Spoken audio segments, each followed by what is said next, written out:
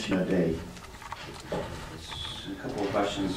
I forget the lady's name in the black shirt. Dana Stevens? Yeah, thank you.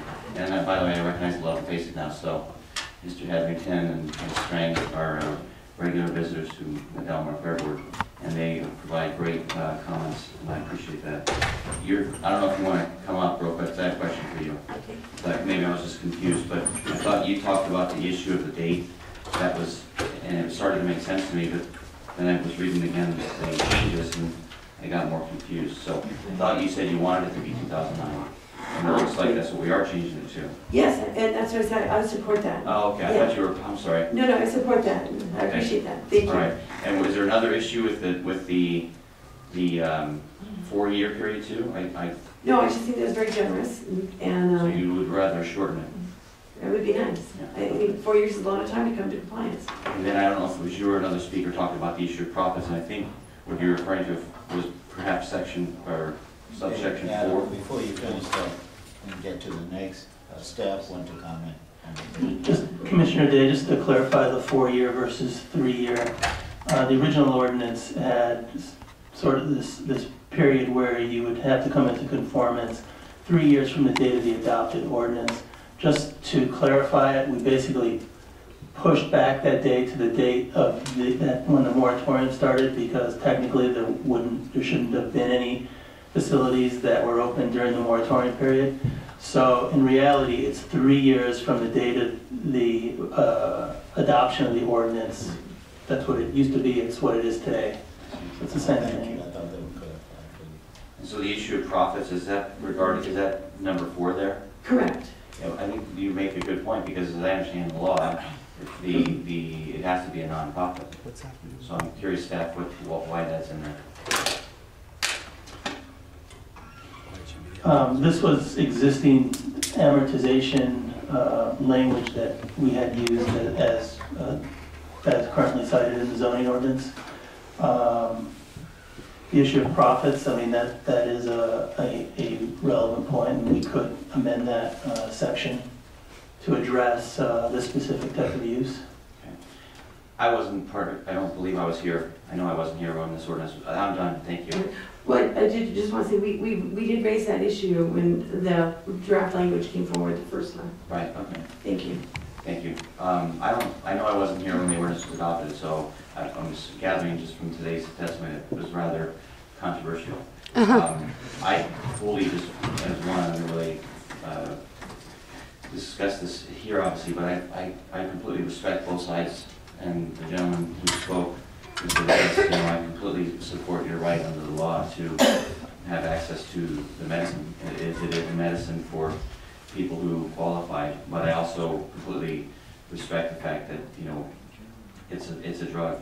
It's also a drug, and it's extremely harmful, and it's very serious in the future consequences. So, you know, given the fact that the voters have spoken, and it's really our job to craft, you know, laws and ordinances in really the most efficient way possible, so that you do have access, but in a way that's not going to cause greater harm to especially kids, because kids are clearly the most vulnerable.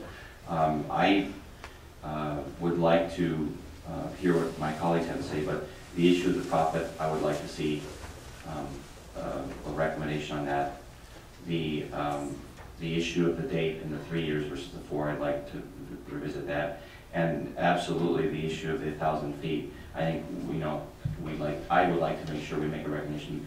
You know, we can't tell the city what to do, but I think if there's a church or a school or playground that's already it's in place right now, 1,000 feet.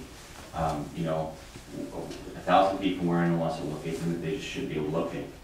And so hopefully they would honor, you know, the same issues when they craft their ordinances at the city councils throughout the region. But I think for the county, maybe this is a good time for them to take a step up and lead by example. So I don't see anything wrong with that. I think that's clearly I would have assumed that was the case anyway. I was actually kind of surprised to hear that that's not how the ordinance is being interpreted. So I'd like to make that as a recommendation when we get to that point. Thank you, Commissioner Reese, Commissioner Palin. Commissioner Norby. Thank you, Commissioner Brooks, Vice Chair.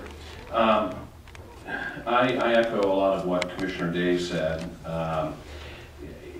The concern that I have about the 1,000 feet, first of all, I'm very much in favor of that. I think it should be done that way. But I also recognize that if we do that right now, after the land use that we crafted was so restrictive, and as a planning commissioner, I advocated for a less restrictive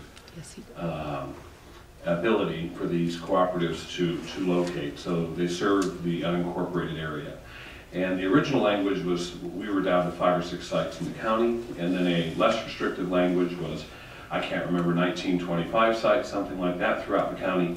And then as a, and staff, if I'm grossly in error, please let me know. And the concern that I have is that if we now have this language, where are we on sites? Are we back to 5 or 6 again, or 7? Because we're going to eliminate, several sites here on this one. And then I have a concern that we are not serving the will of the people as expressed by their vote to do that.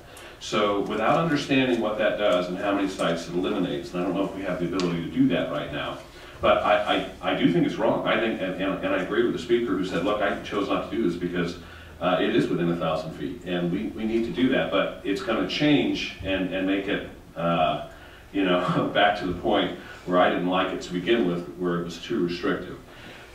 Some of the other comments, this is not... Commissioner, before you go further, you have several issues. I'd like to see what staff can do. You agree? Yes. Okay, thank you. On the less restrictive and the numbers and the areas available. Just to back up a little bit, so that's correct. That when this project was before your commission this summer, there were some changes that were made to the buffer requirements. The 1,000-foot buffer requirements, which were ultimately how the board chose to proceed.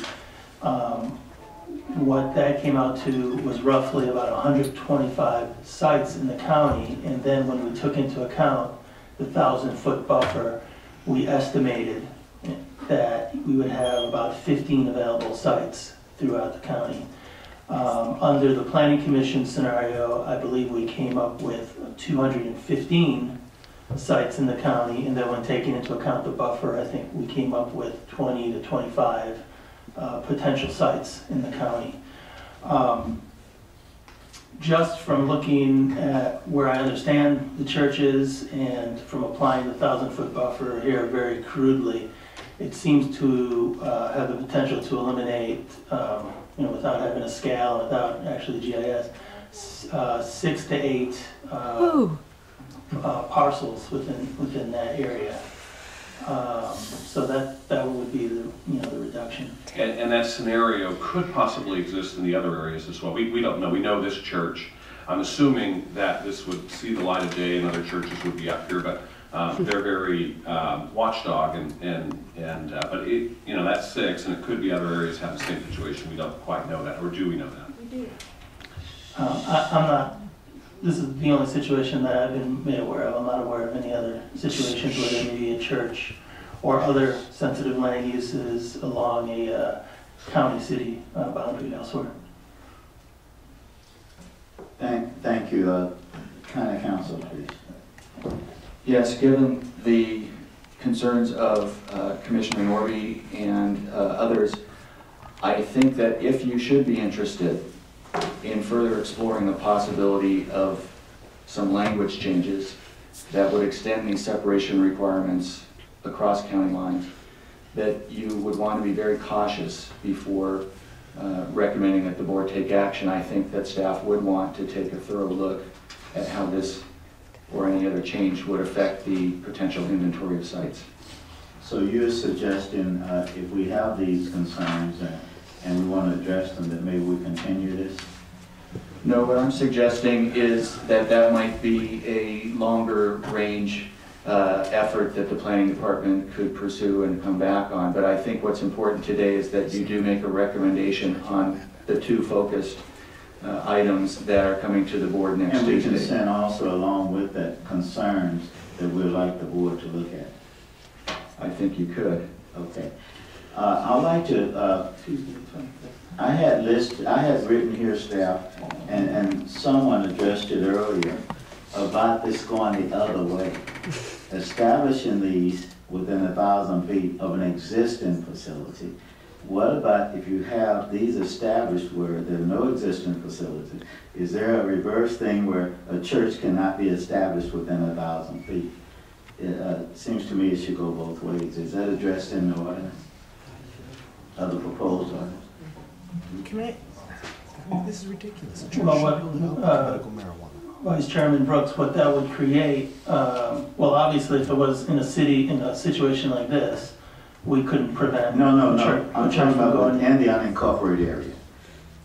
Right, no, there wouldn't be anything from a church going in. What would happen is that it would be, the collective would become a non-conforming use, Legal. a legal non-conforming use, correct? So if it's a conforming legal use now, and a church decide to locate within 1,000 feet of it, Mhm. that's permissible for the church to do that? And then it'll make that non-conforming use then? Right, Chairman. a legal non-conforming use. The way subsection A D, legal the non-conforming. way subsection D of the zoning ordinance currently reads, it specifies that these facilities shall not be allowed or permitted upon any parcel or portion of which would be at the time of establishment of the collective facility within certain distance criteria. So I think a facility that legally established at the time would not be put into a non-conforming use status if a church were to locate later within the distance criteria. A legal non-conforming use. Is that what you say? At the school. Right. This ordinance really talks about compliance with the separation criteria at the time of establishment. I understand, but my question was hypothetically, if it was established, if someone wanted to place a school or church within 1,000 feet, could that be done? And if so, Yes, I believe it could be done, and that would not create a non-conforming use for okay. the medical marijuana collective facility because of the way our ordinance currently reads. And again, I wanted to make sure we were clear on that, because that's how I understood. Peter was supposed to. Yeah, I had Thank you, a few more topics that I wanted to touch on. Closing my remarks on that issue before I move on to other issues, I would be willing to entertain, first of all, I'm very clear on these two that we're asked to. I have no issues with those. I would be willing to include language saying, hey, this is a real issue. It's a loophole that shouldn't be there. However, we're diminishing greatly the number of sites. So if the Board of Supervisors can rectify that we can keep the number of sites, but still have this 1,000-foot requirement, I'm fine with that. I just don't want this to go further south than that.